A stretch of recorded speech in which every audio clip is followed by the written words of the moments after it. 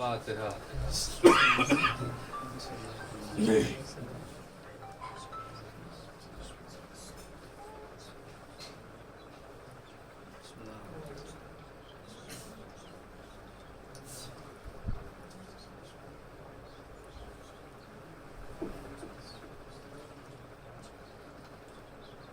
لا حول ولا قوة إلا بالله العلي العظيم۔ أعوذ بالله من الشيطان الرجيم، بسم الله الرحمن الرحيم۔ الحمد لله رب العالمين، والعاقبة للمتقين، والجنة للمؤمنين، والنار للعاصين وللكافرين، والحمد لله الذي جعلنا من المتمسكين بولاية علي بن أبي طالب۔ الصلاة والسلام على أشرف الأنبياء والمرسلين وخاتم النبيين، سيدنا ونبينا وحبيب قلوبنا وطبيب نفوسنا أبي القاسم محمد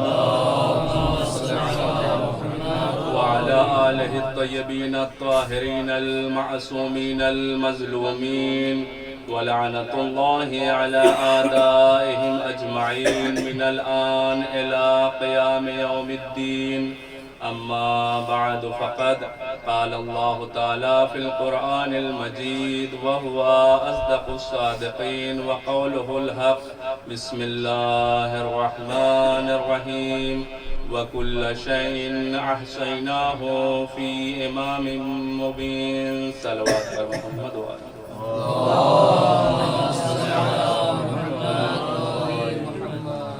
عزیزان محترم، موالیان حیدر کرار،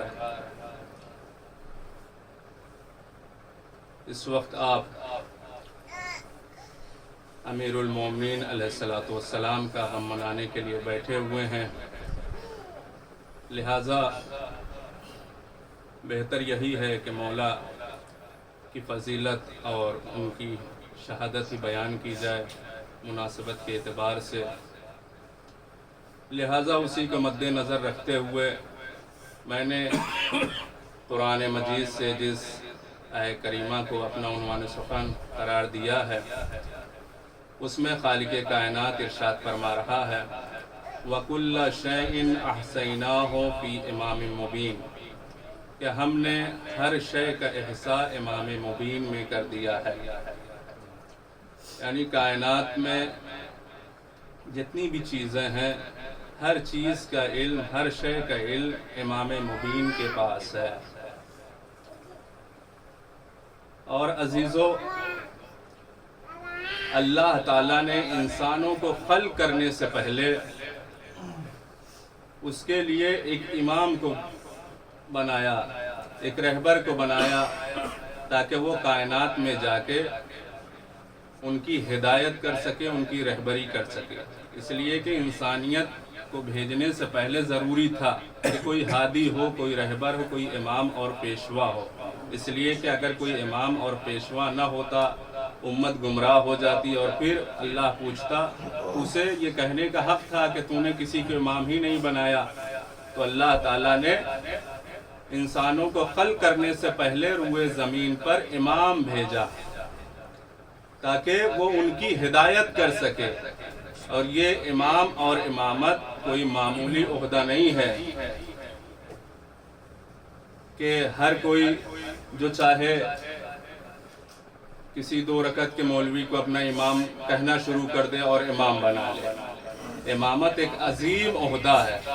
جب آپ قرآن مجید پڑھیں گے تو پروردگار عالم نے جناب ابراہیم کے لیے کیا کہا؟ وَإِذِ ابْتَلَىٰ إِبْرَاهِيمَ رَبُّهُ بِكَلِمَاتٍ فَأَتَمَّهُنَّ قَالَ إِنِّي جَاعِلُكَ لِلنَّاسِ إِمَامًا، میں نے جناب ابراہیم کا چند کلمات کے ذریعے امتحان لیا۔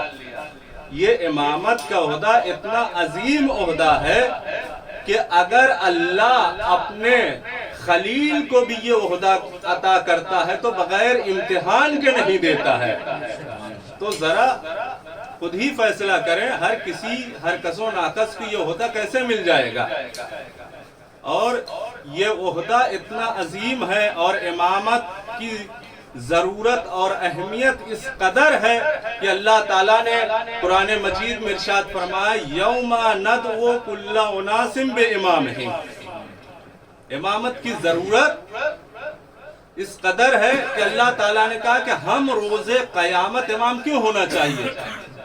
اس لیے کہ اللہ تعالیٰ کہہ رہا ہے کہ قیامت کے دن ہر انسان کو اس کے امام کے ساتھ پکارا جائے گا، اس کے امام کے ساتھ بلایا جائے گا. اب یہ اپنے مقدر کی بات ہے کہ دنیا میں جس کسی کو بھی اپنا امام اور رہبر چن لیا وہ اسی کے ساتھ محشور ہوگا.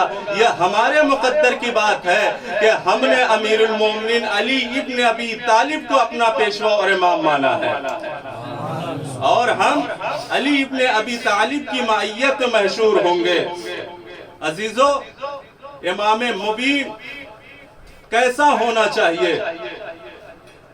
کیا امام مبین ہر وہ انسان ہو سکتا ہے جو منبر پہ یہ کہتا ہوا نظر آئے کہ اے لوگوں دیکھو میں بھی تم میں سے ایک فرد ہوں، اگر میں ٹیڑھا ہو جاؤں تو مجھے سیدھا کر دینا. توجہ چاہتا ہوں جان محترم، میں بھی تمہارے ہی جیسا ایک انسان ہوں، مجھ سے بھی خطا اور لغزش ہو سکتی ہے، لہٰذا اگر مجھ سے خطا ہو جائے تو تمہیں یہ حق ہے کہ مجھے منبر سے اتار دو. عزیزوں، یہ دنیا کے بنائے ہوئے امام اور خلیفہ اور رہبر تھے کہ جنہوں نے لوگوں نے انہیں اپنے جیسا امام بنایا تھا، لہٰذا اس نے منبر پہ آنے کے بعد انہی کے جیسی باتیں کی.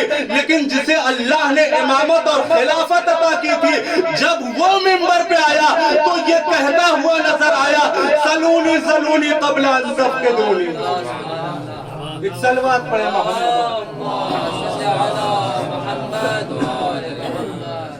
جو چاہو مجھ سے پوچھ لو انی عالم طرق السماوات والارض، میں زمین کے راستوں سے زیادہ آسمان کی راستوں اور باتوں سے باخبر ہوں.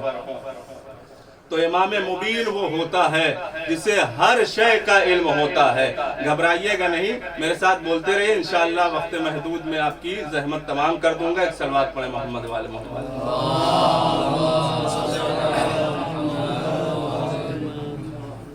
عزیزو، یہی وجہ تھی کہ جب لوگوں کے بنائے ہوئے امام اور خلیفہ کے پاس مسائل حل کرنے کے لیے لوگ آتے تھے تو وہ داہنے اور بائیں دیکھنے لگتے تھے اور لوگوں کے مسائل کو حل نہیں کر پاتے تھے. جب خلیفہ دوم کے دربار میں ایک لڑکا آیا اور اس نے آ کر یہ سوال کیا کہ میرے باپ کی کوفے میں وفات ہو گئی ہے اور جو امانت اس نے تیرے پاس رکھی ہے میں چاہتا ہوں کہ وہ امانت مجھے واپس کر دے، اس لیے کہ شرعی طور پہ اس کا وارث اس وقت میں ہوں. اس نے کہا کہ تم کون ہو؟ میں تمہیں نہیں جانتا ہوں. توجہ چاہتا ہوں اس جانب ہوتا ہوں. تم کون ہو اور کیسا دعویٰ کر رہے ہو؟ میں تمہیں نہیں جانتا ہوں. عزیزو، یہ نسلی فقیر ظاہر سی بات ہے، جو انسان کبھی زندگی میں مال و دولت نہیں دیکھے ہوئے ہوتا ہے وہ مال کا بہت ہی حریص ہوا کرتا ہے. اس نے دیکھا کہ اتنا مال و دولت جو اس کے باپ نے میرے پاس رکھا ہے، اگر میں اس کو دے دوں گا تو اس سے خود محروم ہو جاؤں گا، لہٰذا اس کا باپ تو مر گیا، لہٰذا بہتر یہی ہے کہ میں انکار کر دوں تاکہ وہ مال جو میرے پاس اسے دینا نہ پڑے. اس نے کہا کہ میں اس کا وارث ہوں. اس نے جیسے ہی اپنی امانت طلب کی، اب خلیفہ صاحب نے اپنے غلام کو حکم دیا کہ یہ جھوٹا الزام لگا رہا میرے اوپر، لہٰذا اس کو دربار خلافت سے مار پیٹ کے نکال دو. غلام نے اسے دربار سے نکال دیا. اب یہ لڑکا روتا بلکتا ہوا بارگاہ امیر المومنین میں آیا اور آ کر کہتا اے امیر المومنین، میرے باپ کی وفات ہو گئی ہے اور اس نے اپنی کچھ امانتیں خلیفہ صاحب کے پاس رکھوائی تھی اور وہ آج دینے سے انکار کر رہے ہیں۔ اب آپ ہی ہیں جو میری اس مشکل کو آسان کریں اور امانت کو میرے حوالے کروا دیں اور حقدار کو اس کا حق دلوا دیں۔ جیسے امیر المومنین نے یہ جملہ سنا، کہا ٹھیک ہے، آؤ آج میں ایسا فیصلہ کروں گا جو اللہ تعالیٰ قرآن میں کرتا ہے، جو اللہ تعالیٰ آسمان پہ کرتا ہے۔ لہٰذا امیر المومنین نے اس لڑکے کو اپنے ساتھ لیا، دربار خلافت میں آئے، کہا کہ تو اس کا مال کیوں نہیں دیتا؟ کہا کہ یہ اپنے دعوے میں جھوٹا ہے، کوئی امانت میرے پاس نہیں ہے۔ کہا ٹھیک ہے، آج علی ایسا فیصلہ کرے گا کہ تجھے اس کا مال بھی واپس کرنا پڑے گا اور اس کی امانت بھی اسے اس کے حوالے کرنی پڑے گی۔ یہ کہہ کر علی نے کہا کہ جسے آج علی کے فیصلے کو دیکھنا ہے میرے ساتھ آ جائے۔ اس لڑکے کو لیا اور اس قبرستان میں آئے جہاں اس کے باپ کو دفن کیا گیا تھا۔ لوگوں نے اور اس لڑکے نے قبر کی نشاندہی کی، کہا کہ یہی میرے باپ کی قبر ہے۔ امام نے حکم دیا کہ اس کے باپ کی قبر کو کھودا جائے اور اس کی قبر سے اس کے باپ کے بدن کی ہڈی کو نکالا جائے۔ جیسے اس کی باپ کی قبر کو کھودا گیا اور اس کے بدن کی ہڈی کو نکالا، مولا کائنات نے حکم دیا کہ اس کی ہڈی کو اس کے ناکوں کے نتنوں کے پاس لے جاؤ اور اس کو حکم دیا اس ہڈی کو سونگھو۔ اب جو اس نے ہڈی کو سونگھا تو اس کی ناک سے خون نکلنا شروع ہو گیا۔ مولا کائنات نے کہا کہ یہ تیرا ہی باپ ہے، تو اپنے دعوے میں سچا ہے۔ خلیفہ صاحب بھی تھے، امام نے حکم دیا کہ یہ لڑکا اسی میت کا باپ ہے، اسی میت کا بیٹا ہے اور یہ میت اسی لڑکے کا باپ ہے، لہٰذا یہ اپنے دعوے میں سچا، اس کے مال کو، اس کی امانت کو واپس کر دے۔ اب ایک مرتبہ انہوں نے جوش میں کہا کہ یا علی، ارے یہ کیسے ہو سکتا ہے کہ ایک ہڈی کے سونگنے سے کسی کے ناک سے خون نکلنے لگے تو وہ اس کا باپ ہو جائے اور یہ اس کا بیٹا ہو جائے اور میں مال اس کے حوالے کر دوں؟ یہ تو کسی اور کے ساتھ بھی واقعہ ہو سکتا ہے۔ امام نے کہا ٹھیک ہے، اس ہڈی کو ذرا مجمع میں جتنے افراد ہیں ان میں سے کسی اور کے ناک کے سامنے پیش کیا جائے۔ جب کچھ لوگوں کے سامنے اس ہڈی کو پیش کیا گیا تو کسی اور کی ناک سے خون نہیں نکلا۔ پھر دوبارہ مولا نے حکم دیا کہ اس ہڈی کو اس لڑکے کی ناک کے سامنے پیش کیا جائے۔ اب جب دوبارہ اس ہڈی کو پیش کیا گیا تو پہلے کے مقابل اب زیادہ خون اس کی ناک سے نکلنے لگا اور زمین پہ گیا۔ مولا کائنات نے کہا میرا حکم یہ ہے کہ یہ لڑکا اس میت کا بیٹا ہے، لہٰذا اس کے مال کو اسے واپس کر دیا جائے۔ اب علی نے جب حکم دیا تو انہیں کرنا پڑا۔ کہا لیکن علی دلیل تو بتاؤ۔ کہا کہ دیکھو یہ لڑکا اسی میت کا بیٹا ہے اور اس کی دلیل یہ ہے کہ ہڈی جو تھی اسی کے باپ کی تھی، لہٰذا اگر اس کا باپ نہ ہوتا تو اس ہڈی کی وجہ سے دوسری کی بھی ناک سے خون نکلتا، لیکن تم نے خود دیکھا، اپنی آنکھوں سے مشاہدہ کیا، کسی اور کی ناک سے خون نہیں نکلا بلکہ یہ اس کا بیٹا تھا، لہٰذا اسی کی ناک سے خون نکلا۔ جب عزیز و مولا کائنات نے حقدار کو اس کا حق دلوا دیا اور امانت اس کو واپس مل گئی تو ایک مرتبہ لوگوں نے کہا کہ اے علی کیا وجہ ہے؟ ایسے فیصلے دربار سے نہیں ہوا کرتے، ایسے فیصلے ہمیں دربار میں ہوتے ہوئے نظر نہیں آتے۔ لوگوں مولا کائنات نے کہا کہ اے لوگوں، دربار میں اور ہم میں بڑا فرق ہے۔ توجہ چاہتا ہوں، دربار والوں میں اور ہم میں بڑا فرق ہے۔ لوگوں نے کہا کہ اے علی کیا فرق ہے؟ وہ بھی لوگوں کے چنے ہوئے ہیں، آپ بھی چنے ہوئے ہیں۔ مولا کائنات نے کہا کہ دیکھو تمہاری بات صحیح ہے کہ وہ بھی چنے ہوئے ہیں، لوگوں کے چنے ہوئے ہیں اور ہمیں بھی اللہ نے چنا ہے، لیکن ان کے چنے ہوئے میں اور ہمارے چنے ہوئے میں زمین و آسمان کا فرق ہے۔ بلکہ یوں کہوں کہ ان کے اور ہمارے درمیان اتنا فرق ہے جتنا اللہ اور مخلوق کے درمیان فرق ہے۔ ان کے اور ہمارے درمیان اتنا فرق ہے جتنا اللہ اور مخلوق کے درمیان فرق ہے، لہذا میں ان سے افضل ہوں۔ جب ان سے افضل اور برتر ہوں تو فیصلے بھی ویسے ہی کروں گا۔ تو عزیزو آپ نے دیکھا کہ یہ دنیا کے بنائے ہوئے امام تھے، کہ اگر لوگوں کی امانتیں ان کے پاس رکھ دی جائیں تو یہ امانتوں کو بھی واپس کرنے سے انکار کر دیتے ہیں۔ اور ادھر جب شب ہجرت مولا امیر المومنین کو رسول اسلام نے اپنے بستر پہ سلایا تو جب لوگوں نے آ کر دوسرے روز اپنی امانتیں طلب کی، امانت رکھنے والے کون تھے؟ کوئی مسلمان نہیں تھے، بلکہ امانت رکھنے والے رسول کے پاس سب کے سب کافر تھے۔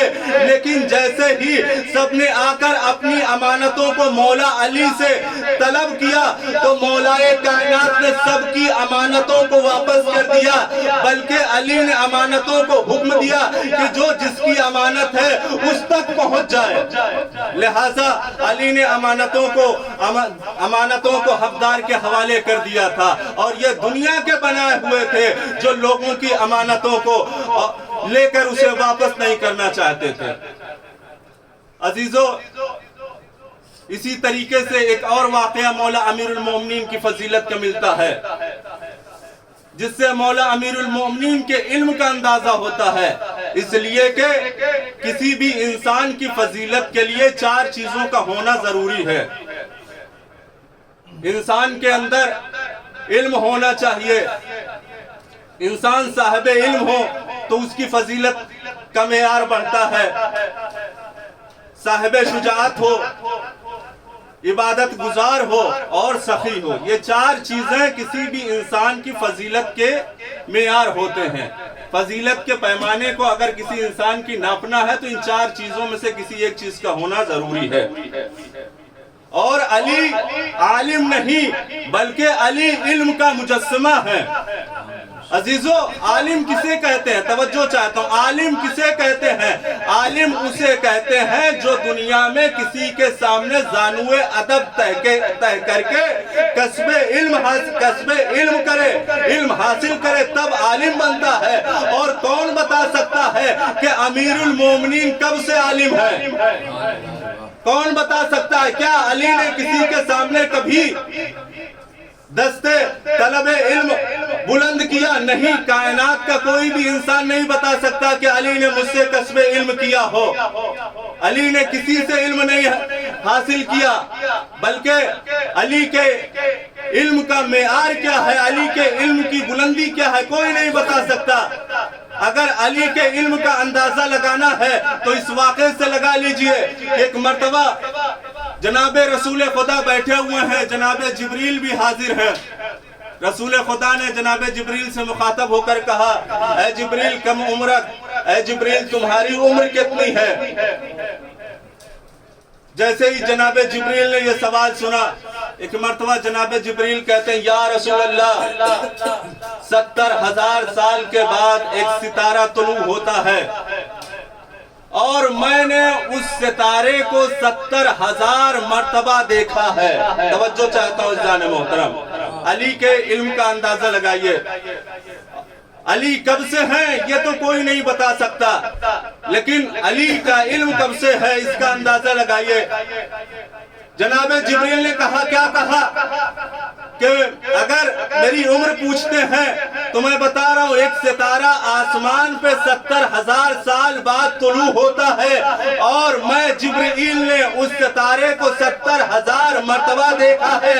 ایک مرتبہ جناب رسول خدا نے کہا کہ اے جبریل، کیا تم اس وقت اس محفل میں میری اس مجلس میں اس ستارے کو دیکھنا چاہتے ہو، اس کا دیدار کرنا چاہتے ہو؟ کہا کہ ہاں یا رسول اللہ، میں چاہتا ہوں اس ستارے کی زیارت کروں۔ ایک مرتبہ مولا کائنات کی طرف رسول خدا نے اشارہ کیا اور کہا کہ اے علی، ذرا اپنی پیشانی سے اپنے امامے کو ہٹاؤ۔ اب جو علی نے اپنی پیشانی سے امامے کو ہٹایا، ایک مرتبہ جبریل نے بے ساختہ کہا، یا رسول اللہ، یہ وہی ستارہ ہے جس کی میں زیارت کیا کرتا ہوں۔ ایک صلوات پڑھے محمد و آل محمد پر۔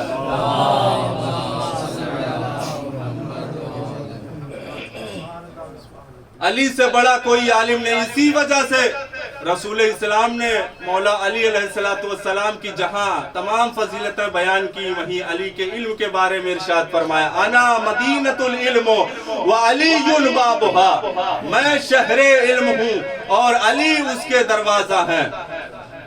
دنیا والوں نے علی کا مقابلہ کرنے کے لیے، علی کی برابری کرنے کے لیے حدیثیں گڑھ لی، لیکن عزیزو، حدیث گڑھنے کے لیے، جسے کہتے ہیں نقل کے لیے بھی عقل ہونی چاہیے۔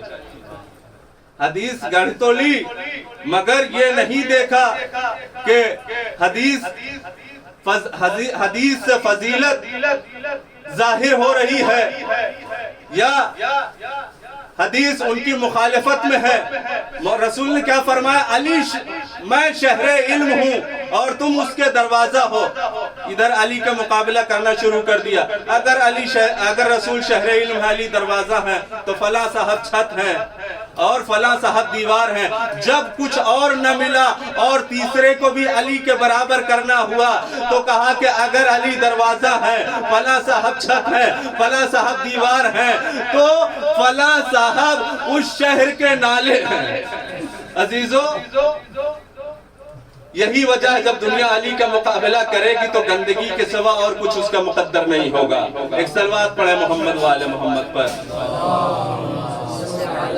بھائی، علی کا مقابلہ اگر کرنا ہے تو انبیاء سے کرو۔ کہ رسول نے علی کے بارے میں کیا فرمایا؟ اگر کوئی چاہتا آدم کو دیکھے، ان کے علم میں، نوح کو دیکھے، یہ ساری فضیلتیں رسول نے کہا کہ تمام انبیاء کی فضیلتوں کا مجموعہ ذات امیر المومنین ہے، لہذا دنیا کے ہر کس و ناقص کا مقابلہ علی سے نہیں کیا جا سکتا ہے۔ بس علی کے علم کا ایک آخری واقعہ جس سے مولا کی فضیلت کا اظہار ہوتا ہے۔ ایک مرتبہ دربار خلافت دوم میں ایک عورت کو پیش کیا گیا اور اس کے ساتھ ایک لڑکا بھی تھا۔ وہ لڑکا کہتا ہے دربار میں آ کر کہ میں اس عورت کا بیٹا ہوں، لیکن یہ انکار کرتی ہے کہ میں اس کا بیٹا نہیں ہوں۔ جب خلیفہ صاحب نے دلیل طلب کی اس عورت سے تو اس نے اپنے بھائیوں کو پیش کر دیا۔ بھائیوں نے قسم کھا کے کہا کہ یہ لڑکا جھوٹ بولتا ہے، میری بہن کی تو ابھی تک شادی بھی نہیں ہوئی۔ لہٰذا خلیفہ صاحب نے اس کے اوپر حد جاری کرنے کا حکم دے دیا۔ وہیں پہ مولا امیر المومنین بھی تھے۔ مولا کائنات نے کہا ذرا صبر تو کرو، اس معاملے کو، اس قضیے کو اتنی آسانی اور اتنی جلدی سے حل نہ کرو۔ اس لڑکے نے کہا کہ اے علی، اب آپ ہی ہیں جو میری جان بھی بچا سکتے ہیں اور اس مسئلے کو بھی حل کر سکتے ہیں۔ یہ عورت، یہ میری ماں ہے اور نہ جانے اسے کیا ہو گیا ہے کہ یہ مجھے اپنا بیٹا کہنے سے انکار کرتی ہے، لہٰذا ایک ماں کو اس کے بیٹے سے ملائیے اور اس سے جدا نہ کروائیے۔ مولا کائنات نے کہا ٹھیک ہے، میں فیصلہ کرتا ہوں۔ بھرے ہوئے دربار میں ایک مرتبہ مولا امیر المومنین نے کہا اس کے بھائیوں کی طرف مخاطب ہو کے کہ کیا تم مجھے اجازت دیتے ہو کہ میں اس کے حق میں فیصلہ کروں، اور جو فیصلہ کروں وہ فیصلہ تمہیں منظور ہوگا؟ تو اس کے بھائیوں نے کہا ہاں علی، ہم آپ کو اس فیصلے میں قاضی بناتے ہیں اور جو فیصلہ آپ دیں گے وہ مجھے منظور ہوگا۔ ایک مرتبہ مولا کائنات نے کہا اس عورت سے کہ اگر یہ تیرا بیٹا نہیں ہے تو ٹھیک ہے۔ اس لڑکے کی طرف اشارہ کر کے کہا کہ میں علی ابن ابی طالب اس وقت اس عورت سے تیرا نکاح کرتا ہوں اور 400 حق مہر قرار دیتا ہوں اور یہ مہر میرے ذمے اس کی ادا ہوگی۔ اس کے بعد جناب قمبر کو حکم دیا کہ جاؤ اور جا کے بیت الشرف سے 400 درہم لا کے اس لڑکے کے حوالے کر دو۔ جناب قمبر 400 درہم لے کر آئے۔ مولا کائنات نے کہا کہ لو یہ درہم اور اس عورت کی جھولی میں ڈال دو اور اس کی انگلی پکڑ کے اپنے گھر لے کر چلے جاؤ۔ اے زانے محترم، جیسے ہی اس لڑکے نے اس 400 درہم کو اس عورت کے حوالے کیا اور چاہتا ہے اسے لے کر اپنے گھر جائے، اب وہ عورت جو اس کو اپنا بیٹا ماننے سے انکار کر رہی تھی، ایک مرتبہ مولا کائنات کے قدموں پہ اس نے اپنا سر رکھ دیا اور کہتی ہے اے علی مجھے اس گناہ سے بچا لیجئے، اے علی یہ میرا بیٹا ہے، میں اس کی ماں ہوں، ماں اور بیٹے میں نکاح کیسے ہو سکتا ہے؟ ایک مرتبہ مولا کائنات نے کہا آخر قضیہ کیا ہے، معاملہ کیا ہے؟ ابھی تک تو اس کو اپنا بیٹا کہنے سے انکار کر رہی تھی، اس کو اپنا بیٹا ماننے سے انکار کر رہی تھی۔ عزیزو، ایک مرتبہ وہ عورت کہتی ہے کہ میرے بھائیوں نے اپنی چند خواہشات کی وجہ سے مجھے بہلایا اور پھسلایا اور مجھے اس کو اپنا بیٹا ماننے سے انکار کر دیا، اس لیے کہ میرا شوہر جو تھا اس کی وفات ہو چکی تھی اور اس کا بہت سارا ترکہ اور مال میرے پاس تھا۔ انہوں نے کہا کہ اگر تو اس کی ولدیت سے انکار کر دے گی تو یہ سارا مال تیرا ہو جائے گا۔ میں بھی ان کے بہکاوے میں آ گئی تھی، اے علی مجھے معاف کر دیں اور میرے بیٹے کو میرے حوالے کر دیں۔ عزیزو، جیسے ہی اس عورت نے اس کو اپنا بیٹا مانا اور لے کر اس لڑکے کو اپنے گھر چلی گئی، جیسے ہی یہ فیصلہ دربار خلافت میں لوگوں کے سامنے پیش ہوا اور علی نے فیصلہ کیا، ایک ماں کو اس کے بیٹے سے ملایا، تو وہ شخص جو اس بچے کی جس نے اس بچے کے قتل کا حکم دیا تھا، اس کو سزا دینے کا حکم دیا تھا، ایک مرتبہ وہی جملہ جو ہر موقع پہ دہراتا تھا اس نے پھر وہی جملہ دہرایا، لولا علی اللہ ہلاک عمر، اگر علی نہ ہوتے تو آج بھی میں ہلاک ہو جاتا۔ عزیزوں، تو پتہ چلا کہ امام مبین وہ ہوتا ہے جس کے پاس ہر مسئلے کا حل ہوتا ہے، اس لیے کہ اللہ تعالیٰ نے کہا ہم نے ہر شے کا علم امام مبین میں احاطہ کر دیا ہے، اور امیر المومنین کی ذات وہ ہے کہ رسول نے فرمایا اعلمکم علی، اقزاکم علی، اشجعکم علی، تم میں سب سے بہادر علی ہیں، سب سے علم والے علی ہیں، سب سے بڑے قاضی علی ہیں، عادلکم علی، اور سب سے زیادہ عدالت سے کام لینے والے علی ہیں۔ عزادارو، یہی تمام وجوہات تھی، یہی تمام فضیلت اور کمالات تھے جو دنیا والوں سے ہضم نہ ہو سکے اور لوگ علی کے دشمن ہو گئے۔ عزادارو، آپ امیر المومنین کے دیار میں امیر المومنین کا پرسہ رسول خدا کو پیش کرنے کے لیے موجود ہیں۔ آج کی تاریخ قیامت کی تاریخ ہے۔ ذرا تصور کرو کہ سن 40 ہجری کا کوفہ اور مولا امیر المومنین کے سر پہ ضربت۔ آج کے دن علی اپنے بچوں کے ساتھ ہیں لیکن اس عالم میں ہیں کہ سر شگافتہ ہو چکا تھا۔ عزادارو، روایت بتاتی ہے کہ جب سن 40 ہجری کا رمضان آیا، ماہ رمضان کی 17 تاریخ تھی، علی منبر پہ بیٹھے ہوئے تھے، امام حسن کو مخاطب کر کے پوچھا بیٹا حسن ماہ رمضان سے کتنے دن گزر گئے؟ کہا بابا 17 دن گزر گئے۔ امام حسین سے پوچھا بیٹا کتنے دن بچے ہیں؟ کہا بابا 13 دن بچے ہوئے ہیں۔ عزادارو، امام علی علیہ السلام کہتے ہیں اب جو بچے گا وہی اس ماہ مبارک کو تمام کرے گا۔ عزادارو، علی اپنی شہادت کی خبر دے رہے تھے۔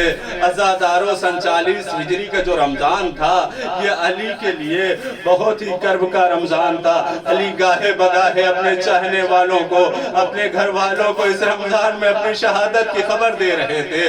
عزادارو، زیادہ طویل مصائب نہیں پڑھنے ہیں، چند جملے آپ کی آنکھوں میں آنسو آ جائے۔ عزادارو، روایت بتاتی ہے جب 19ویں ماہ رمضان کی شب آئی، اس وقت میرا مولا اپنی بیٹی ام کلثوم کے گھر مہمان تھا۔ عزادارو، جناب ام کلثوم نے اپنے بابا کے سامنے افطار میں دودھ اور نمک پیش کیا۔ مولا نے کہا بیٹی کیا تم نے کبھی اپنے بابا کو ایک وقت میں 2 غذائیں کھاتے ہوئے دیکھا ہے؟ کیسا ایمان تھا عزادارو! عزادارو، یتیموں اور بے کسوں کا پرور جس نے کبھی پیٹ بھر کے نہ کھایا، ارے زمانے والوں نے اسے شہید کر دیا۔ عزادارو، روایت بتاتی ہے جناب ام کلثوم کہتی ہے میں نے سوچا نمک ہٹا لوں، میرے بابا نے کہا کہ نہیں بیٹی، ارے دودھ کے پیالے کو ہٹا لو، ارے کوفہ میں بہت سے یتیم ہیں جن کو اس کی ضرورت ہے۔ ارے میں کہوں گا مولا آپ کو کوفہ کے یتیموں کا اتنا خیال۔ عزادارو، روایت بتاتی ہے کہ آج مولا بہت ہی کرب کے عالم میں ہے، کبھی مولا مصلی پہ، کبھی صحن خانہ میں، آسمان کی طرف کبھی نظر کرتے اور کہتے ہاں یہ وہی رات ہے جس کا مجھ سے وعدہ کیا گیا ہے۔ الغرض وقت آیا کہ مولا بیت الشرف سے برآمد ہونا چاہتے، بس جلدی جلدی عزادارو ایک مرتبہ گھر کی پلی ہوئی مرغابیوں نے مولا کے دامن کو تھام لیا، مولا نہ جائیے، آپ کے بعد ہمارا کیا ہوگا؟ عزادارو، امام بیت الشرف سے برآمد ہوئے، ہر روز مولا حسن و حسین کو اپنے ساتھ لے کر جاتے تھے۔ آج حسن و حسین سے کہا نہیں، میرا حکم ہے تم گھر میں رہو۔ شاید علی نے اس وجہ سے اپنے بچوں کو روکا کہ جب میرے سر پہ ضربت لگے گی تو حسن و حسین اسے دیکھ کے برداشت نہیں کر سکیں گے۔ عزادارو، ایک مرتبہ علی گلدستہ اذان پہ آئے اور آج علی کی آواز اذان میں اتنا درد تھا، جیسے ہی علی نے کہا اللہ اکبر، ارے ہر نمازی مسجد کی طرف دوڑا۔ آج کیا بات ہے کہ علی کی آواز میں اتنا درد ہے؟ نمازی آئے، صفحہ لگ گئی ایک مرتبہ، عزادارو بس قیامت گزر گئی۔ ایک مرتبہ ابن ملجم ملعون، ارے جسے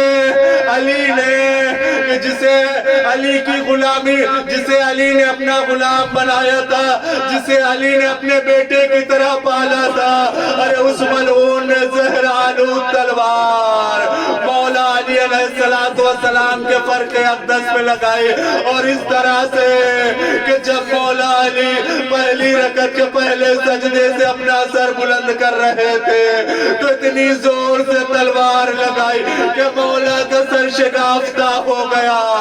علی کے دہن سے ایک ہی جملہ نکلا، فزت رب الکعبہ، رب کعبہ کی قسم علی کامیاب ہو گیا۔ ارے آسمان سے جبریل نے ندا دی، قد قتل امیر المومنین۔ عزادارو، علی شہید ہو گئے، علی کے سر پہ ضربت لگ چکی۔ حسن و حسین مسجد میں آئے، اپنے باپ کو ایک مرتبہ گلیم میں رکھا اور لے کر چاہتے ہیں کہ اپنے گھر جائیں۔ ایک مرتبہ چند قدم آگے بڑھے تھے کہ ایک مرتبہ امام حسن دہاڑے مار کر رونے لگے۔ مولا کہتے ہیں میرے لال حسن صبر کرو، ارے ہر کسی کا باپ مرتا ہے، اے میرے لال صبر کرو، زیادہ گریہ نہ کرو۔ عزادارو، کچھ دور آگے بڑھے تھے، امام حسین کی گریہ کی آواز بلند ہوئی۔ امام علی علیہ السلام نے بیٹے حسین کو بھی تسلی دی، لیکن عزادارو روایت بتاتی ہے کہ جو علی راستے بھر حسن و حسین کو تسلی دیتا رہا، جب بیت الشرف قریب آیا تو ایک مرتبہ کہتے ہیں اے میرے لال حسن، اب مجھے اپنے دوش پہ نہیں بلکہ میرے قدموں پہ کھڑا کر دو۔ ایک مرتبہ حسن و حسین کہتے بابا، ارے آپ کے قدم تو ڈگمگا رہے ہیں، کس طریقے سے چل کے جائیں گے؟ کہا نہیں، مجھے سہارا دو، اگر مجھے اس عالم میں زینب ام کلثوم دیکھیں گی تو تڑپ جائیں گی۔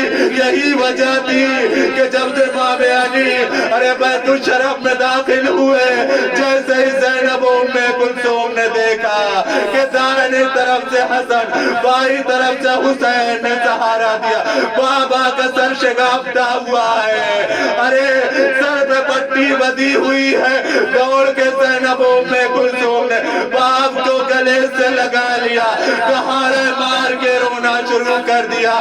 وہ علی جو حسن و حسین کو منع کر رہا تھا، ایک مرتبہ علی بھی زارو قطار رونے لگے اور اپنی بچیوں کو دلاسا دینے لگے. میں کہوں گا مولا 47 ہجری کا کوفہ ہے, آپ کی بچیاں ہیں, انہیں رونے دے, آج انہیں کوئی تماچے نہیں مارے گا, آپ موجود ہیں. لیکن جب سن 61 ہجری حسین کی شہادت کے بعد سکینہ روئے گی تو تماچے مسیح عالم الذین ظلموا ینقلبون انا للہ و انا الیہ راجعون.